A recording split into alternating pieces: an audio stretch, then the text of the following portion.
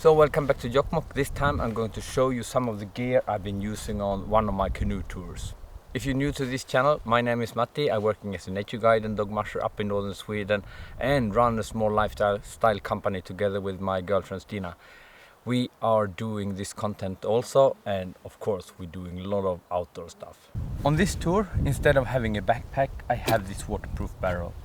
And when you have packed up with sleeping bag, clothes and some things that actually contain air, even if you add heavy stuff in it, it will float when it came into the water, and your stuff will be totally waterproof when you close it with this.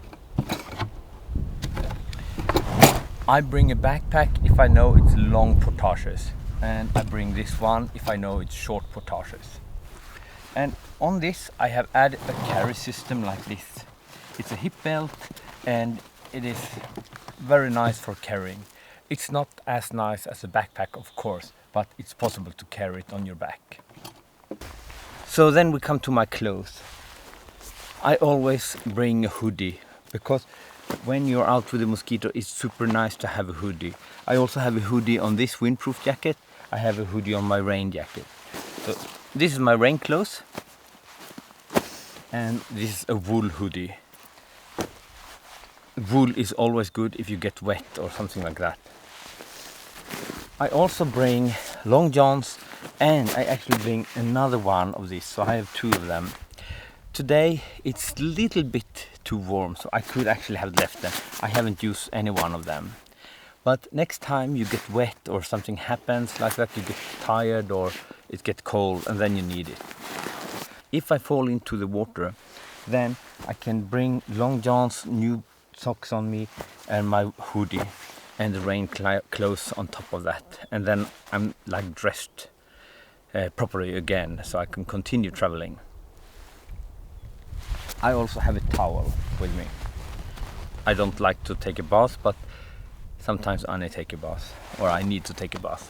And one thing I forgot to say about the clothes, even if I have packed everything in my waterproof barrel, I like to pack my clothes in dry bags.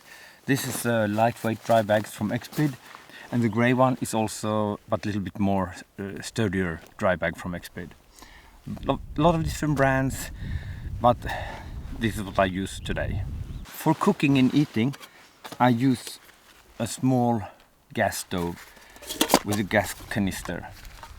I store it together in this with matches and with a fire starter.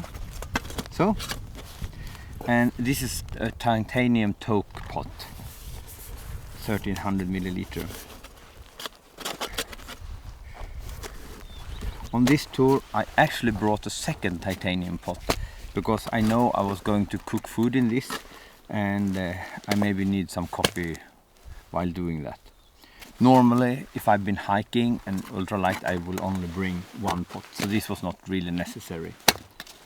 A mug for drinking, and this one I put in the bag, and then I also have this small one in my pocket so I can grab water while I'm paddling. And up here in northern Sweden we can actually drink straight out of the lake, so we don't need filters and all that things. A spoon. The food I have is over here. I still have a lot of food from this tour because I brought a little bit too much, and I've been eating some fish, and it was super warm, so I haven't been eating so much, but it's a normal pasta, macaroni, mashed potato, chocolate, coffee, tea, coffee, and some coffee. And then for the mosquitoes I use the US 622. That's just one of many different brands. I also bring Nordic Summer, and that's more something like greasy with tar, you get black. It's also good. I believe it's good to use different kind of stuff on your skin, because if you only use this, it's probably not good. This is not either good, but if you use both not at the same time, I think that's better. That's my opinion.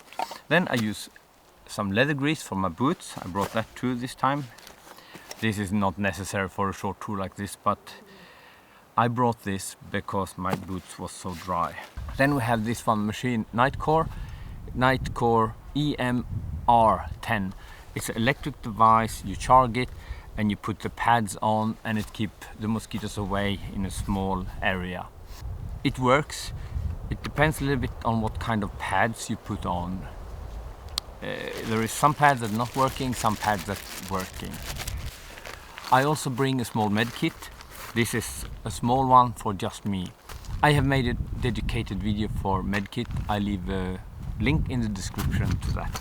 This is important stuff actually. If I end up in a bad situation and need help, I have my original cell phone and the coverage in this area have been okay.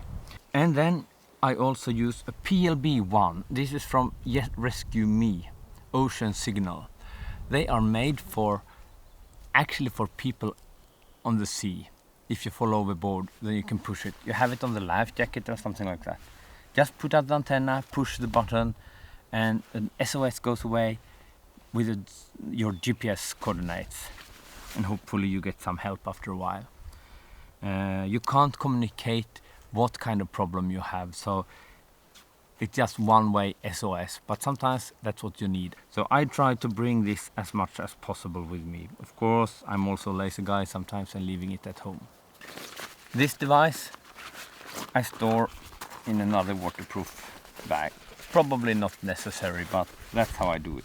And then I keep it in my camera bag or in my pocket.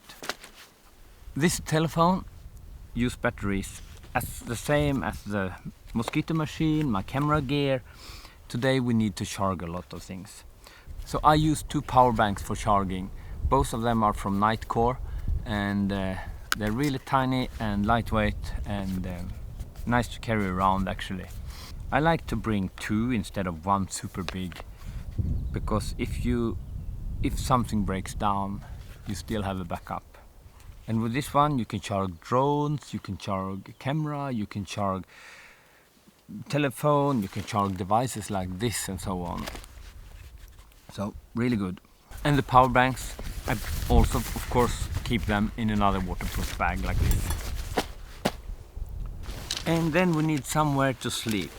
And this time I brought a 2-person dome tent from Unigear. It's a very cheap tent. And I pack them separate, the fabric and the poles like this, because then it's easier to fit into the barrel or into a backpack. I also have a small sleeping bag from Sea to Summit. It's a down sleeping bag. So I have a new sleeping bag from Sea to Summit. I bought it last autumn during Black Friday, of course. But as you see, the down is not spread out all over. And it haven't been wet. It haven't been moisture at all. So I don't really think it's good. I'm a little bit disappointed actually. Or should it be like that? What do you think? And I bring a very lightweight pad that I can sleep on with air. No isolation, just a simple air mat from Exped. When we're talking about pads, I also bring this one. It's a super thin, very cheap one. I have cut it in a small piece. It's a styrofoam, some of these, isolation mats. Sometimes I use it when I'm sitting and having lunch, I'm sitting on the ground, if it's wet or something like that. And in the canoe, I use it in the front of the canoe so Annie can sit on it. It's not for isolation, it's more that the floor in the canoe shouldn't be so slippery. Of course, I have toilet paper and I have a toothbrush. And that's all. I never bring soap or something like that, because if I need to clean, water is enough. And I don't think it's good to use soap in the water out here. It's definitely not good. And then we have the camera gear, and I think that's a little bit too much, because I will not talk about that. It's different cameras, it's drones, action camera, 360 camera, tele lenses, and this camera I'm shooting with right now. So this is kind of hobby for me. I really enjoy the filming and shooting, so the gear have overtaken my mind. I had to admit that. I like gear, so this is my weak spot. Yeah. an expensive one. Then we have this kind of gear.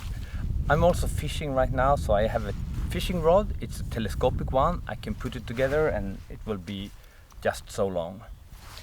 I don't have a big fishing gear box with me. I just have this small bag. So if the camera equipment have overtaken my mind, my fishing things haven't done that yet. So that's at least something good. I have a small solo canoe. It's 14 feet long. I like it very much. It's called Freedom Solo. They don't produce it anymore. This one is 20 kilos, so it's easy to carry. I put a rope in the front of it if I need to pull it. And I also have a dedicated oak here, so I can carry the canoe. You can look in the video from this tour and then you see how I carry it. And for paddling, I have two paddles. I have one of this one, beaver tail, I think it's called, wood paddle. I'm not doing any rivers here, so I can use this little bit more fraggly, lightweight paddles. Then I have one of these super light paddle.